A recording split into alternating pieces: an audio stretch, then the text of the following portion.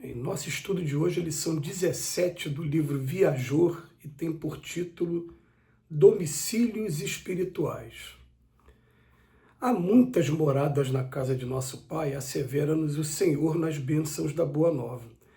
Entretanto, viverás naquela que houveres erguido em ti mesmo, segundo o ensinamento do próprio Mestre, que manda conferir a cada um de acordo com as próprias obras.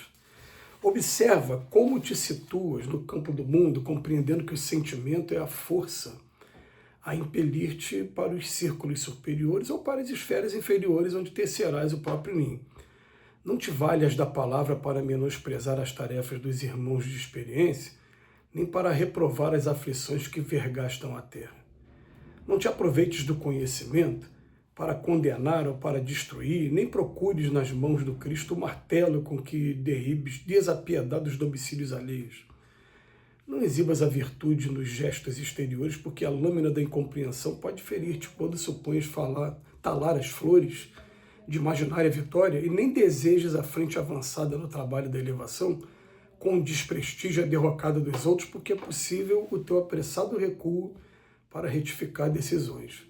Lembremos-nos de que não há céu para quem não edificou o paraíso em si próprio, e aprendamos, sobretudo, a sentir com o amor, a fim de que o amor em nós se faça luz para a extinção das trevas.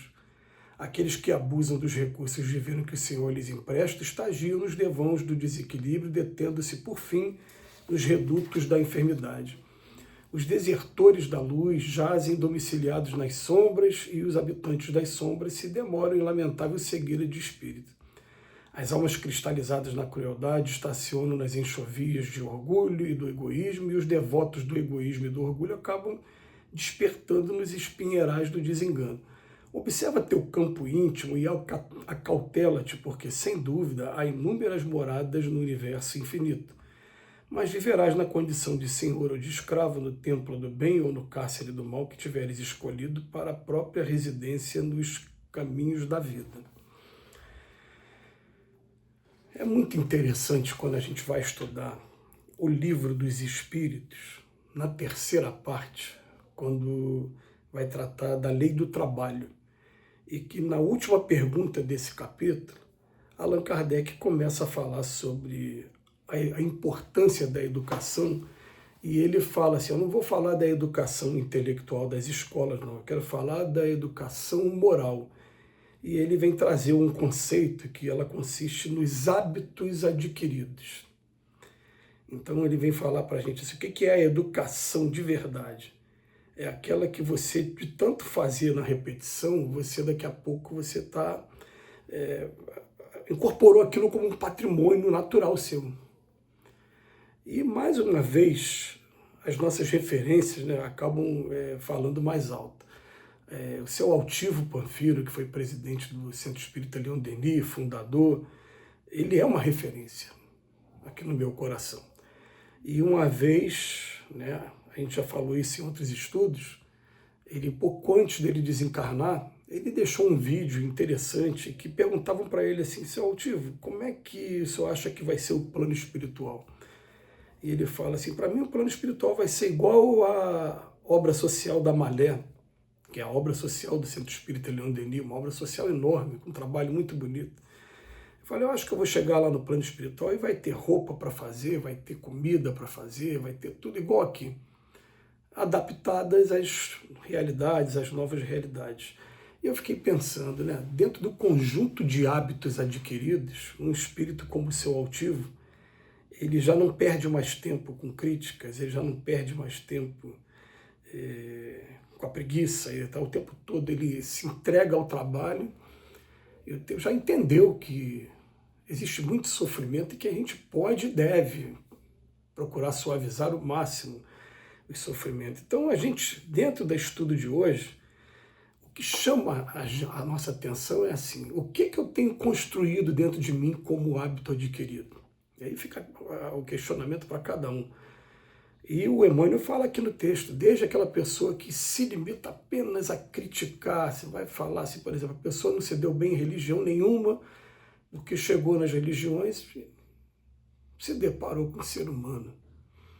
Ser humano é ser humano em qualquer religião. Você não vai encontrar gente perfeita nem no catolicismo, nem no protestantismo, nas várias ramificações, nem no espiritismo, nem no budismo, nem no islamismo, nem em lugar nenhum. Mas arrumei uma bengala. E a bengala vai ser o quê? A postura daquele padre, daquele pastor, daquele palestrante espírita, daquele dirigente não me agradou. E a pessoa o tempo todo se escorando em críticas acaba não abraçando tarefa nenhuma. E interessante, né? Até dentro dos exemplos que o Emmanuel deu aqui, né? A gente encontra pessoas que, quando você para conversar 10 minutos, a pessoa não vai conseguir ficar 10 minutos sem fazer críticas destrutivas a alguém ou alguma coisa. Ah, é o governo que está ruim, é o mundo que está ruim, e a pessoa foi isso que ela construiu como conjunto de hábito adquirido. Aí quando você começa a pegar o conjunto de hábito adquirido, o Emmanuel, né, os convidar todo santo dia a gente ler uma página e procurar refletir na página, eu já confidenciei algumas vezes que o que a gente faz hoje com relação ao Emmanuel foi uma recomendação de um amigo espiritual. Ele falou para mim assim: meu filho, todas as vezes que você for estudar qualquer coisa ligada ao Cristo, qualquer coisa ligada ao Espiritismo, estude como se você tivesse que fazer uma preleção aí de 10 minutos sobre aquele assunto. Mas por quê? O que a gente entendeu disso? Ele falou assim, porque uma coisa é você ler despretensiosamente. Agora, se você tem que falar sobre o assunto, você vai buscar os detalhes, você vai dar uma atenção maior, né? Vamos imaginar aqui, eu vou passar para vocês aqui agora, que eu estivesse falando com vocês, fazendo um convite para vocês para escrever uma matéria pequena no jornalzinho do Centro Espírita. É claro que vocês não vão querer escrever qualquer coisa, vocês vão querer ler, saber do que vocês estão falando e buscar orientação. Então foi a mesma coisa que me passaram. A gente buscando isso a cada dia, o que está por trás da palavra, né? Porque o espírito que está por trás da palavra é que é o mais importante. Alguma coisa vai mudando na gente. Por isso que Santo Agostinho fala lá no Livro dos Espíritos, assim, né? Para a gente buscar uma reforma de acordo com o diapasão, né, do Cristo, a gente tem que todo dia ler o Evangelho para poder chegar no final do dia. Faz igual eu fiz. Bota a cabeça no travesseiro e dá uma passada durante o dia, interroga a consciência, eu fiz alguma coisa contrária ao Evangelho, fiz alguma coisa, e as respostas vão vir, e aí vai agora da gente tomar a coragem de ir consertando no dia seguinte as coisas erradas que a gente fez, que foram informadas por cada um de nós através dessas preces que a gente faz todo dia. Mas o título é Domicílio Espiritual.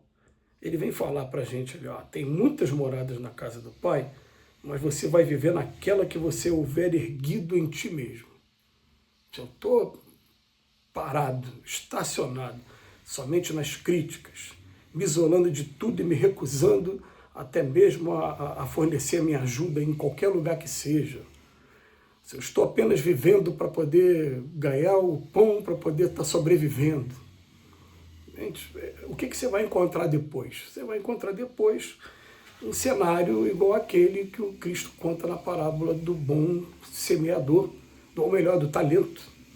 Melhor dizendo, do talento.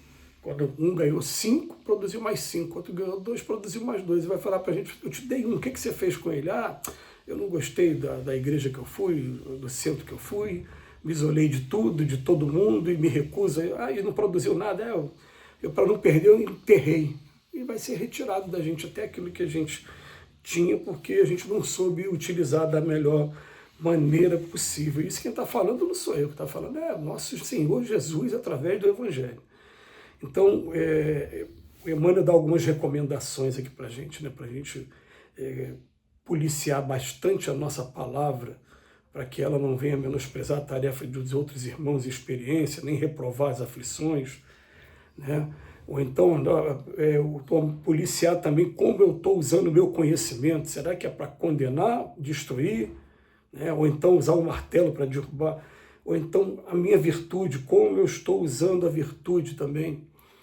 E assim a gente vai dia a dia fazendo essa análise, falando, não, eu quero ser um ser humano melhor. Eu preciso ser um ser humano melhor. Senhor, me ajuda a ser cristão de verdade. Que Jesus nos abençoe hoje e sempre.